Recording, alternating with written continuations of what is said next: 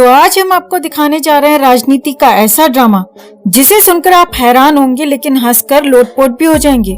जी हाँ, मामला है संजय राउत का, जो अक्सर अपने बड़बोले बयानों से सुर्खियों में रहते हैं, लेकिन इस बार खुद संजय राउत सुर्खियों से नहीं बल्कि कंबल कुटाई से चर्चा में आ गए हैं। अब सवाल यह है कि क्या वाकई उद्धव ठाकरे की पार्टी के नेताओं ने संजय राउत की कुटाई कर दी? बंद कमरे में राउत के साथ आखिर क्या क्या हुआ? कुटाई के बीच भी संजय राउत ढीठ बनकर क्या बोल रहे थे बार बार? आपको दिखाते हैं, बताते हैं सब। आप भी इस खबर को ज्यादा से ज्यादा लाइक और शेयर कर अपना प्यार और सपोर्ट दिखाएं और कमेंट में इसे लेकर आप भी अपनी बात, अपनी राय जरूर रखें। चैनल के साथ जुड़कर चैनल को सब्सक्राइब कर हमारी आवाज बने। तो बात ऐसी है कि महाराष्ट्र के जाने माने पत्रकार भावतुर शेखर ने अपने ब्लॉग में दावा किया है कि संजय राउत को मातोश्री के अंदर एक कमरे में बंद करके जमकर धोया गया। जी हाँ, धोया गया। मामला था बीएमसी चुनाव की रणनीति पर हो रही मीटिंग का। मीटिंग में शिवसेना नेताओं ने कहा, भाई हमारी हालत खस्ता हो गई है और इसकी वजह है संजय राउत के बड़बोले बयान।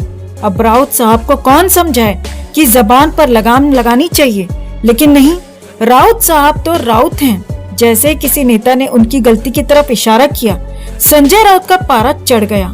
कैसे हिम्मत हुई मेरी आलोचना करने की? उन्होंने वहीं बहस शुरू कर दी, लेकिन ये बहस उन्हें भारी पड़ गई। 3-4 नेता उठे, राउत साहब का कॉलर पकड़ा और बगल के कमरे में ले जाकर धड़ाम धड़ाम धड़ाम, जी हाँ, कमरे में बंद करके जमकर कंबल कुटाई हुई। लात, घूसे, थप्पड़ सब चला। मामला इतना बढ़ गया कि खुद उद्धव ठाकरे भी कुछ नहीं कर सके। उधर राउत साहब बंद कमरे में अपनी किस्मत को कोसते रहे और इधर मीटिंग आराम से चलती रही। अब सवाल ये उठता है, क्या संजय राउत इस पार्टी में रह पाएंगे जिस पार्टी के नेताओं ने उनकी इस कदर सेवा कर दी हो? क्या वहाँ टिकना मुमकिन है? वैसे ये पहली बार नहीं है जब राउत साहब की जबान उनके लिए आफत बनी हो।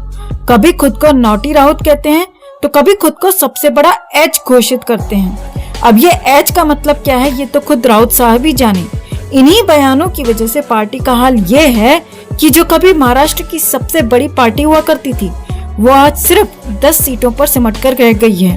भावतुर शेखर ने यह भी बताया कि संजय राउत अब शरद पवार की तारीफों के पुल बांध रहे हैं। शायद उन्हें उम्मीद है कि पवार साहब की कृपा से राज्यसभा की सीट मिल जाए, लेकिन सवाल यह है कि उद्धव ठाकरे की पार्टी का क्या होगा? तो दोस्तों, ये थी संजय राउत की कंबल कुटाई की कहानी।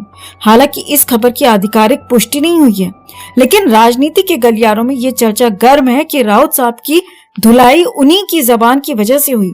अब देखने वाली बात यह होगी कि क्या संजय राउत इस कुटाई के बाद चुप रहते हैं या फिर कोई नया बवाल खड़ा करते हैं। तो दोस्तों, आपको क्या लगता है, क्या संजय राउत को अपनी जबान पर लगाम लगानी चाहिए या फिर वो ऐसे ही बड़बोले बने रहें? कमेंट करके जरूर बताएं और वीडियो को लाइक और शेयर कर अपना प्यार और सपोर्ट भी जरूर दिखाएं।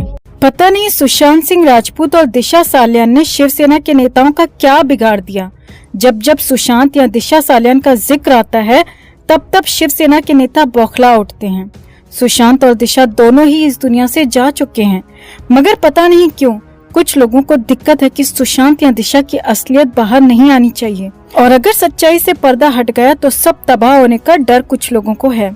अब काफी दिनों बाद ठाकरे की शिवसेना के नेता संजय राउत ने भी सुशांत सिंह राजपूत और दिशा सालियान को लेकर बहुत कुछ बोला है। सुशांत के नाम पर राउत ने शिंदे सरकार और देवेंद्र फडणवीस पर जुबानी बम भी फोड़ दिए हैं और आदित्य ठाकरे को तो बिल्कुल पाक साफ करार दिया है। तो आखिर राउत को दिक्कत क्या है अगर सुशांत केस या फिर दिशा सालियान केस की नई टीम जांच करती है? आखिर किस सच्चाई के बाहर आने से घबरा रहे हैं राउत? राउत के बयान का एक एक शब्द आपको दिखाते हैं, समझाते हैं।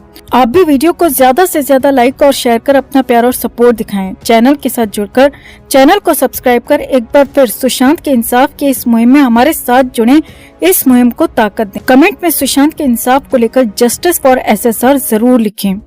तो ये तो सभी जानते हैं दोस्तों कि महाराष्ट्र विधानसभा के जरिए सीएम एकनाथ शिंदे और डिप्टी सीएम देवेंद्र फडणवीस ने दिशा सालियान और सुशांत के लिए नई एसआईटी का ऐलान किया है।